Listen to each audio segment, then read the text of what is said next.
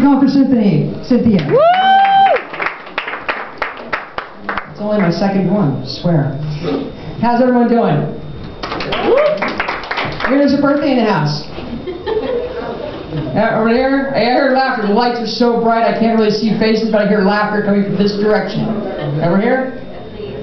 How old are you? 25. 25. Happy birthday. Happy birthday. You ever been to a 1-year-old's birthday party? I'm sure I have. Yeah. They strip the kid naked, practically down to his diaper, put this little tiny cake in front of him that he smash his face into, cover himself in cake. And I'm just wondering, why do we stop there?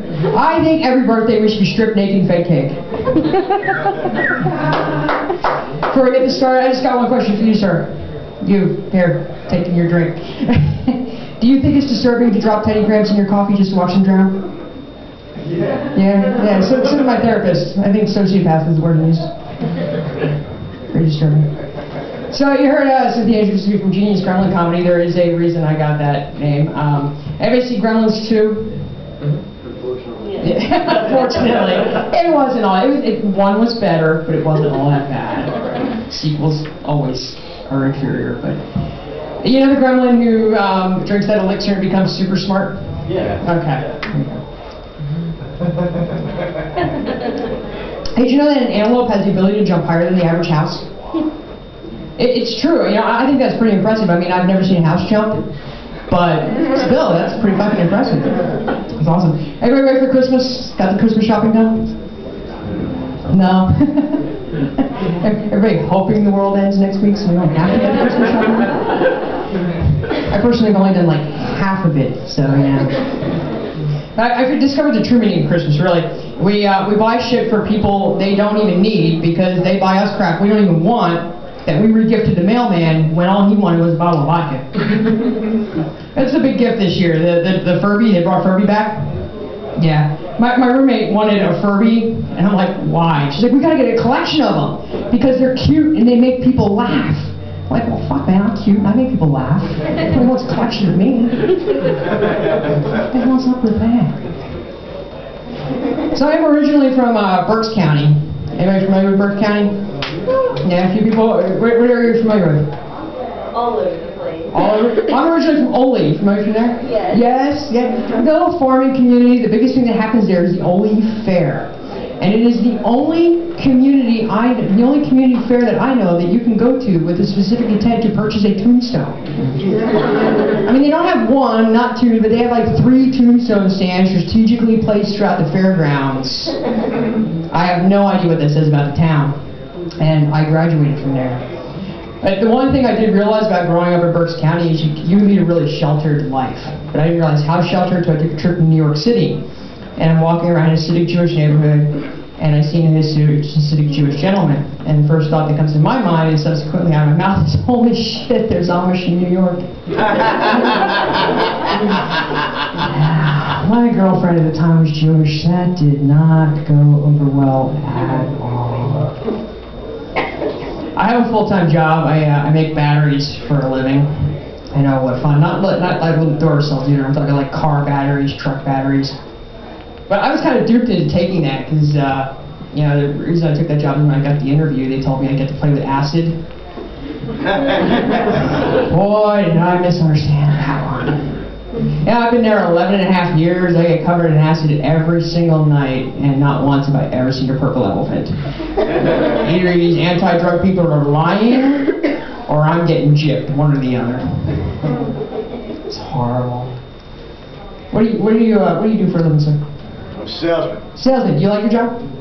Not really. No. I love my job. I really do. I work third shift. I love my job. And every night before I go to work, I contemplate either going to work or throwing myself down a flight of stairs. And then it occurs to me, fuck, I don't have stairs. So off to work I go. They gave us a turkey this year for Christmas.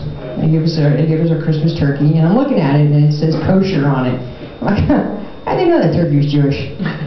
You wearing a yarmulke? I went to the grocery store, and I'm just like perusing the turkey section, and it turns out all the turkeys are Jewish. I'm 100% German. I felt really bad at that point about sticking a Jewish turkey in the oven. I really, really did. This year we're having ham for Christmas because I felt bad. I have a girlfriend. I do have a girlfriend. Give her a round of applause. She's here tonight. She puts up with me every day of the year. It's not an easy task. That's how you said. Hey, we do online dating? I got a chuckle here. No, I work for a dating service. Really?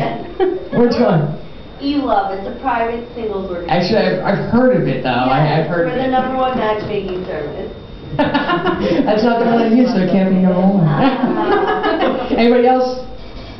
Online dating? Nobody? Anybody here at plentyoffish.com? Yeah. Yeah. That's who I went through, plentyoffish.com.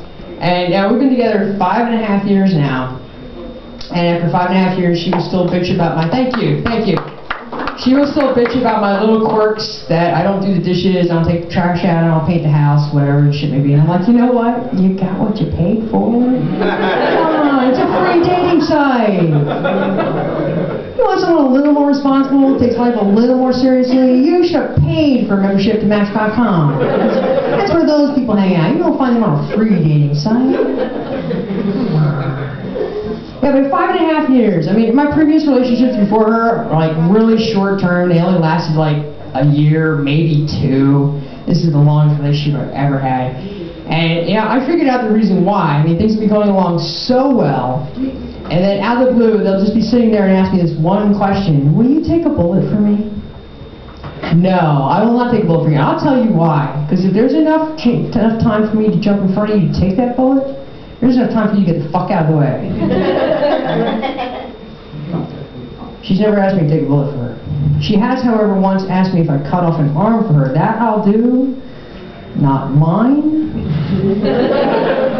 But somebody's. So anybody celebrating anything else this evening? You just had the one birthday, or?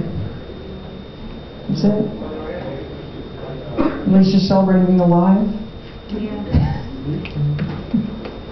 Alright, I'm going to leave you with this this one little one-liner I got going on. Something for you to think about.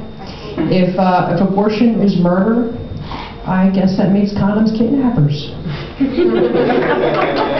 That's my time. You can find me on Facebook at Genius Gremlin Comedy and Twitter at Genius Gremlin. Thank you very much.